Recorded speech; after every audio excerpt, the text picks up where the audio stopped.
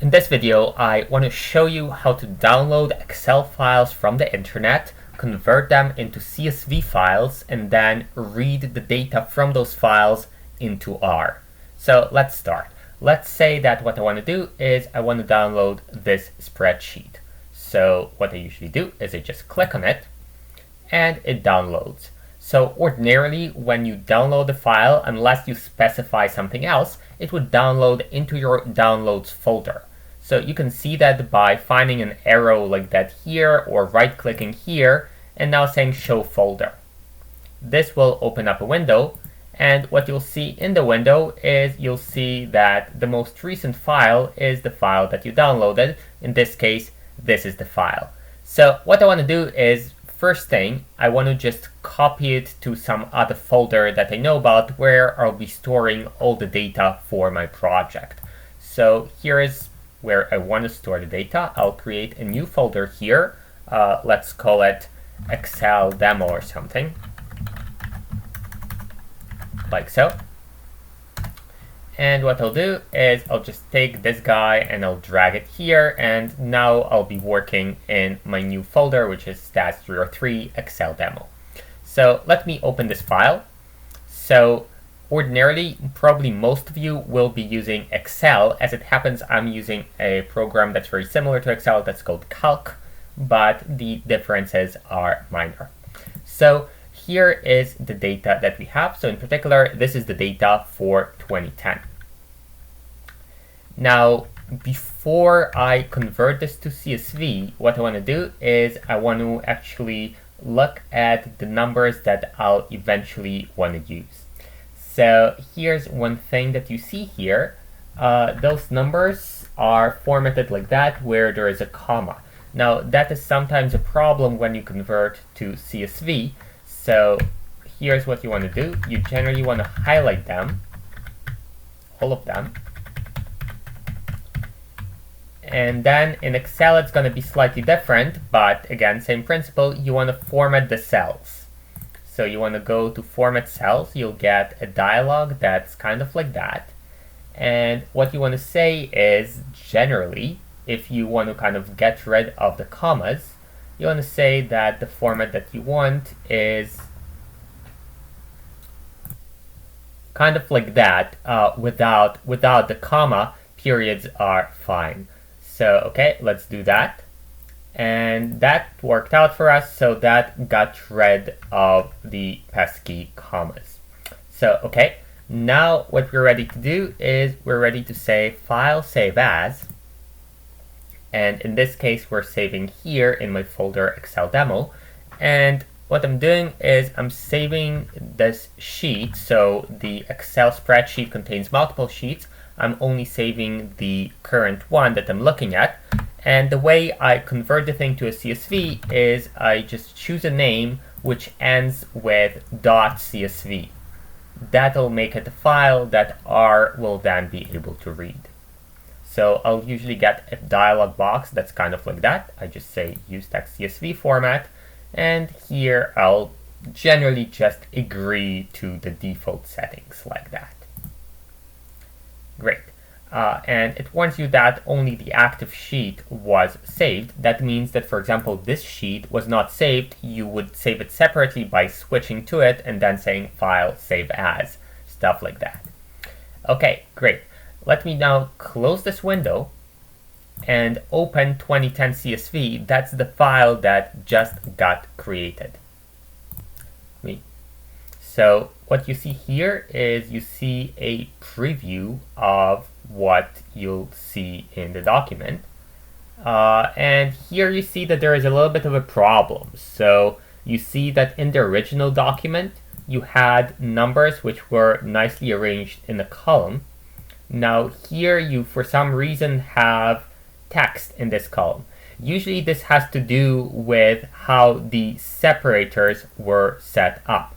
So what we'll say is that only the comma is separating things. So a tab is not separating things, and a semicolon is not separating things. And now everything is arranged nicely, as you can see when you look at the preview. Okay.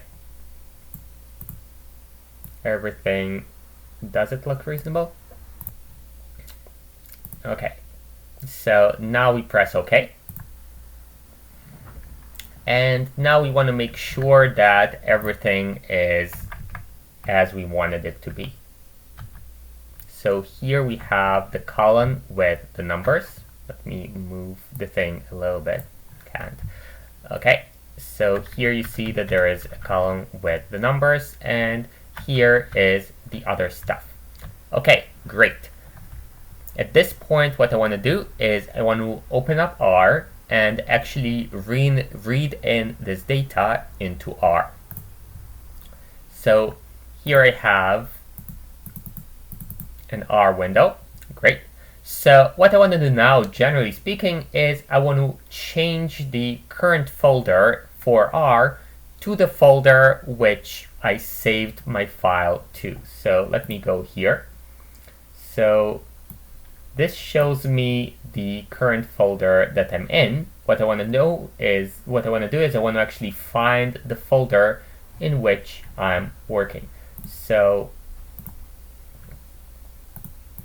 the easiest thing for me is to just remember where I stored my file. So I stored it over here. And now what I'll do is I'll change the working directory or the working folder to this folder. So let me do that. I'll say set wd, that's for set working directory. And now I'll just set it to this. So this is where I happen to know I stored my file. Let me remind myself, this is Excel demo. Like so. And now I can go to the working directory, and here is my 2010.csv file. At this point, I can try to read my data from the CSV file. So I can go date equals read.csv, and here I'll say 2010.csv. Great. Now I can view the data in RStudio's internal viewer like that. So here is my data. Now, as you can see, there are a few problems here. So first of all, this line is a little bit weird. Second of all, this is the second line, so this is not really the column names or anything. So I'll want to fix that. Third of all, if you look at the very bottom, there is a problem here. There is this number here which is not really part of the table. So what I'll do in this instance is I'll just go back and I'll edit the CSV file so that it's formatted more nicely for me to be able to read. So here's the first thing that I'll do. I'll just highlight everything. So not the first two lines, but everything else. And now so I highlighted everything, and now what I'll do is I'll just say cut. So in this case, I'll just say Control X, but in order for you to see, I'll say edit cut. And what I'll do then is I'll just move to here and I'll say paste. So I'll say edit paste. I just happen to know that it's the same as Control V. One other thing that we were worried about was this total. Let me show it to you. This guy, which doesn't really belong here because it's not actually part of the table. So let me just delete it. Great. Now I can save the file. So I'll say file save. I'll insist on using CSV format because that is what R able to read. And now I'll try to read data again. So that's much nicer. As you can see, R figured out automatically that those guys are now the names of columns. This is all arranged very nicely, and there is nothing at the bottom. It's a table. So that's great. Okay, now let me try to analyze this data just a little bit. So as you can see here, we have the budget type, and here which is presumably like the type of the contract, so either like contract for capital expenditure or operating expenditure. And here we have the amount.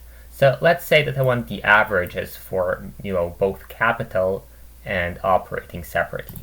So let's do that. So as you might remember, all I need to do for this is I'll need to fit a linear model, which is going to be the expenditure. So this is the name of the column. Let me just look at the names of the columns right here so that I can copy and paste them.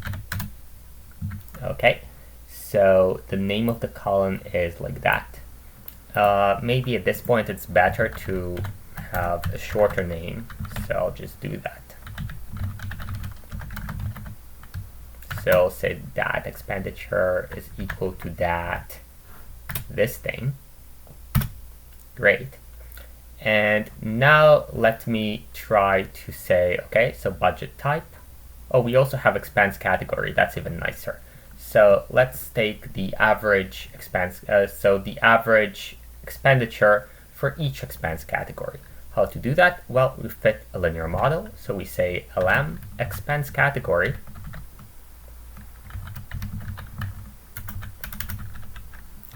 like that. That's going to be the independent variable, and we want to predict the expenditure. And we want to say that the data is equal to that. Great. And that's working. So now let's display it nicely as a summary. And here we go. We have each of the categories. We have, we have the intercept and we have the coefficients.